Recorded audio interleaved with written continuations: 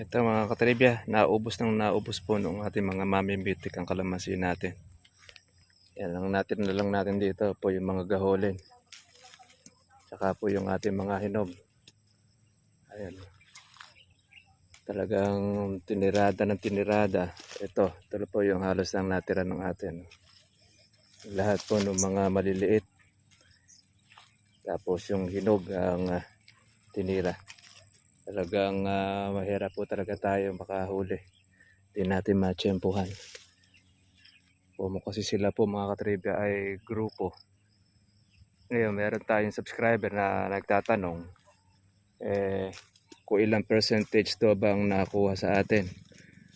Sa percentage, malaking percentage na po yung napipitik sa ating kalamansian. Kaya hindi tayo nabak.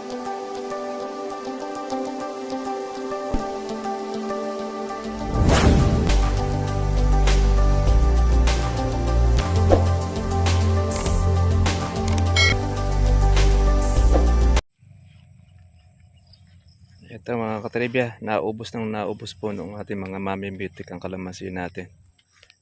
Yan lang natin dito po yung mga gaholin. Saka po yung ating mga hinog. Ayan. Talagang tinirada ng tinirada. Ito po yung halos lang natira ng atin. Lahat po ng mga maliliit. Tapos yung hinog ang tinira. Talagang mahirap po talaga tayo makahuli. Hindi natin matsyempuhan. Kasi sila po mga katribya ay grupo. Ngayon meron tayong subscriber na nagtatanong kung ilang percentage to bang nakuha sa atin. Sa percentage, malaking percentage na po yung napipitik sa ating kalamansian.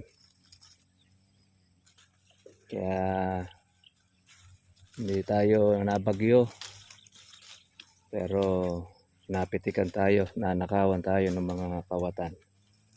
Yung mga matitibay ang mga sikmura. Ay talaga pong ganon. Sige, tiis-tiis lang.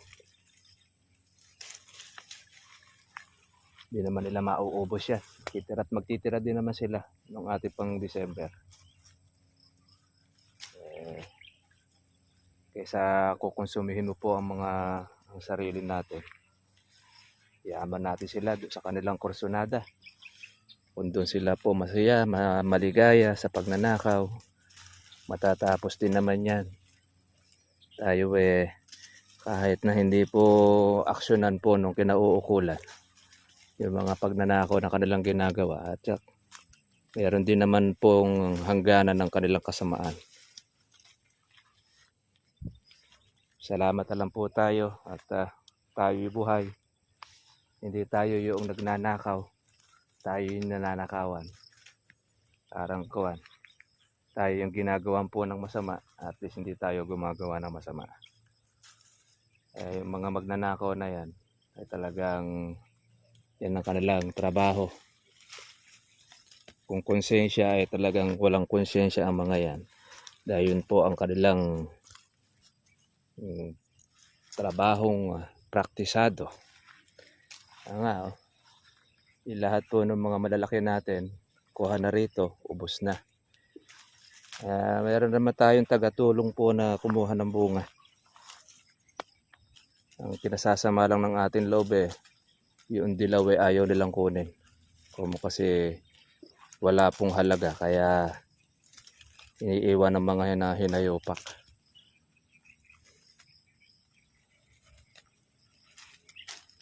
Kaya doon sa ating mga subscriber, sa nagtatanong ukol po sa kalamansi, basta't handa po kayo sa ganitong magawang kayo ng mga kalokohan ng mga magnanakaw, pwede kayo magkalamansi. Pero kung ayaw ninyo na mananakawan at magagawan kayo ng kasama, okay, magkalamansi. Dahil yan po ang reality na talagang sa pag-aalaga natin, hindi nawawala talaga ang mga tulisan. Kasama yan. Kaya kahit halimbawa, maraming bunga ang kalamansi mo, hindi mo masasabing sa iyo yan. Dahil may parte po ang magnanakaw. Nakakalungkot man, siyempre, dahil lahat ay gastos ang ating ginagawa sa ating kalamansi. Ang magnanakaw naman ay diretso rin sa kanya pong pagnanakaw. Sabi nga noong isa nating kasama na namayapan, kung gusto mo wag manakawan ng kalamansi mo, hawakan mo ang puno buong maghapon, buong magdamag. Doon ka na lang halos. Hindi ka mananakawan. Kaya lang, di naman po pwede sa atin yung ganon. Na doon ka na lang mag-i-stay buong araw, buong gabi. Ano pa magagawa mo ibang trabaho? Kaya malaya po yung mga magnanakaw na makagawa ng anomalya. Natsagaan lang po natin na alisin po yung ating pong hinog na iniwanan po ng ating mga kawatan.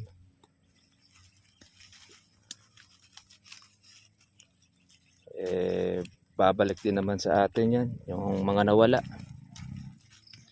At paano sama ang ginawa nila. Meron naman pong katumbas huli yan na biyaya. Maghintay lang tayo. Malay natin. Umangat na po yung presyo ng kalamansi natin. Pati itong ating mga hinog na ito ay mabibili na rin. Although may kumukuha na rin po noong reject, 200, 250. Kaya lang yung mga pongka na hindi na po nabibili. Kagaya ng ganito. Ayan. Para naman po yan sa ating kalamansi. Para pataba naman po niya. Kaya tinutulungan na po natin po yung magnanakaw na pitasin po yung kanilang iniwanan. Nakakahiya naman sila masyado dahil nagiging makati sa mata yung kanilang iniwan. Yung mga berde kanyang sinimot. Actually, kahit mga maliliit na berde, kanilang pinitasan. Ayan talagang iniwanan talaga nila po yung hinog mangyari sana kinuha na sana lahat. Para naman mamulaklak. At least paglalagay natin ng pataba uli, maraming bunga, marami na naman uli silang mapipitikan, mananakaw.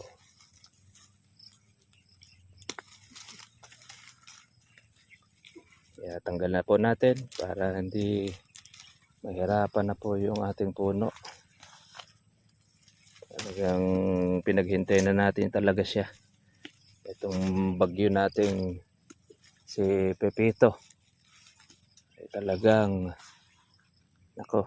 lumalakas pa raw mga katribya. Sana naman ay huwag tamaan ng ating Central Luzon.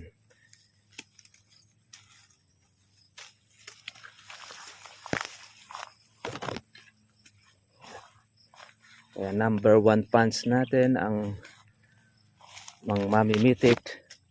Kaya kung saan yung lugar po natin na binibidyo, yun yung kanyang tinitira.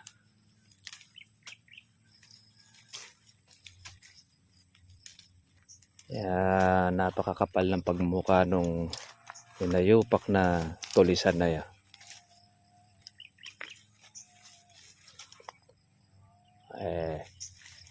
Sasawa naman siya kananakaw. O ilan man silang grupo na nagtutulong-tulong para magnakaw ng kalamansi. Yan na po natin sila. Doon sila maligaya. Ayan naubos po yung bunga na ito.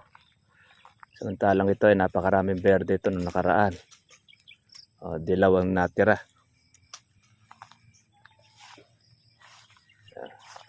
Tingnan nyo po yung hindi nanakaw.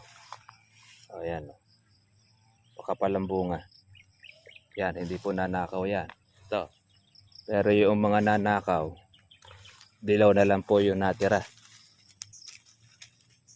Hindi naman nila pinapanay ang pagnanakaw. May puno silang nilalaktawan para daw hindi halata. Obvious naman ng mga hinayupak. Hindi pa nila pinanay. Gagawa na lang sila ng kalokohan nagbabaktaw pa. Eh, huling-huli naman sa kanilang trabaho. Yan, natanggal na po natin ng hinog. Totoo po kasing hinog na ito. Wala na halos kasi itong presyo ng kamurahan ng October. Talaga sinasacrifice lang po natin para hindi pumapitas po yung pitasin itong November. Kaya lang, sinasamantala naman po ng mga hinayupak at tulisan. Konti na lang titiisin. Ito, ayaw nilang kunin eh. Tibay po noong ating hinog mga katribya. Kung di mo talaga siya pitasin, hindi siya malalaglag. Grabe Pongkan na yan. Kaya iba naman, konting galaw lang. Nahihinog na kukuha na. Yan. Nakukuha na siya.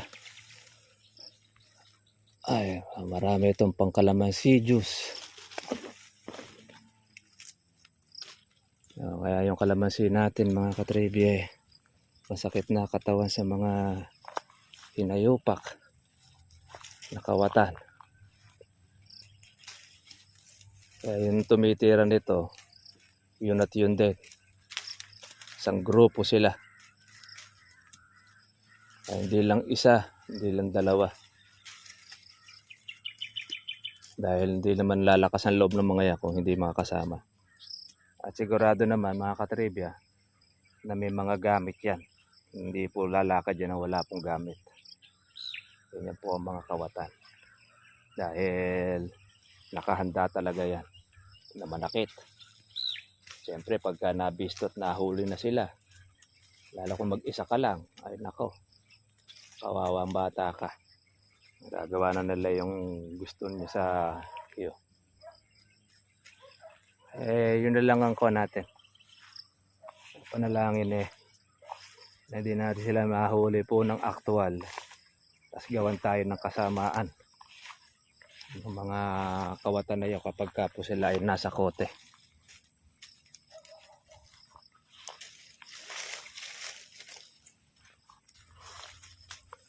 Ay, dami Kaya yan yung mga iniwanan nila. Pero pagka naman tuminag na kalamansi at ng diretso po ang taas niyan, yung mga hinog na ito hahanapin po ng mga buyer. Bandang huli wala nang hinog, hanap pa ng hanap ang mga buyer ng mga hinog.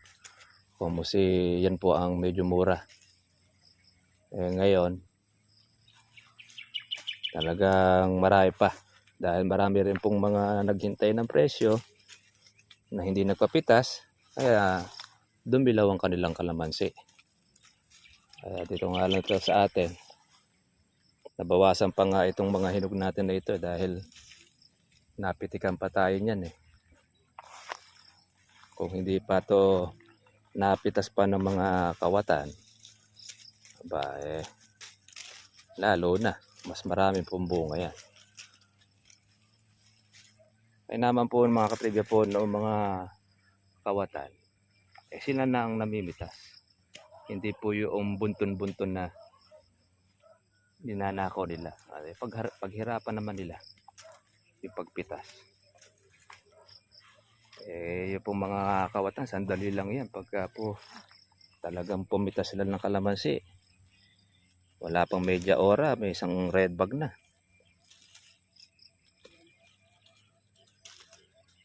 Ayan Kaya ang tanging matitira na lang talaga, nakakatribya rito, yung ating pan-December, yung gahole. Kung yan di na mabebenta, mabibili. Yun po ang kanilang iniiwan. Siya daw pahirap sa atin. Nang kaiiwan nila po ng hinog.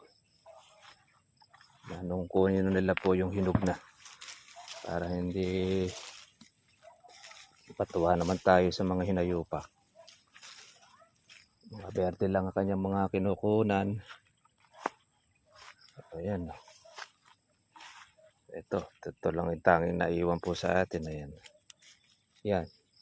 Pag lumaki-laki pa ng konti yan, titirahin uli ng mga hinayupak yan. Yan.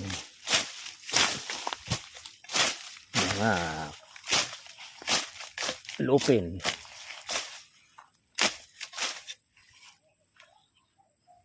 Yan, masakit na yung katawan ng ating kalamansi. Yung kapitbahay kaya simot na simot ang bunga. Kaya patag na panatag dahil wala nang nanakawin at kuha na, napitas na niya. Paano mga katribya? Ayan to. Ito naman po uli ang ating isang mga bagyot malapit na. Bagyong Pipito. Kaya prepare din tayo at malakas po yung bagyo po na ito. Hindi natin alam kung magbabago yung track po ng Pag-asa dahil matatamaan din ang Nueva Ecija. Pero ganoon pa man, tuloy-tuloy lang po tayo sa ating pag-aalaga. At swerte pa rin po yung Nueva Ecija dahil maraming bagyo nagdaan, hindi naging sentro. Parting Isabela at Cagayan po ang tinamaan, kaya lahat po na magugulay doon at mga farmers naglubugan po sa baha ng kanilang mga inani. Buti naman tayo sa atin, meron naman tayo kalamansi, may mga bunga, so ibig sabihin meron pa tayo pang pwede pang pagkunan ng kabuhayan. Sige, God bless po sa inyo lahat. Kita na po tayo po bukas para sa susunod po natin pong vlog. Gabi na po tayo na naglinis po ng ating kalamansi, nag-alis po ng ating mga pongkan para po bukas uli ang ating pong trabaho. God bless po.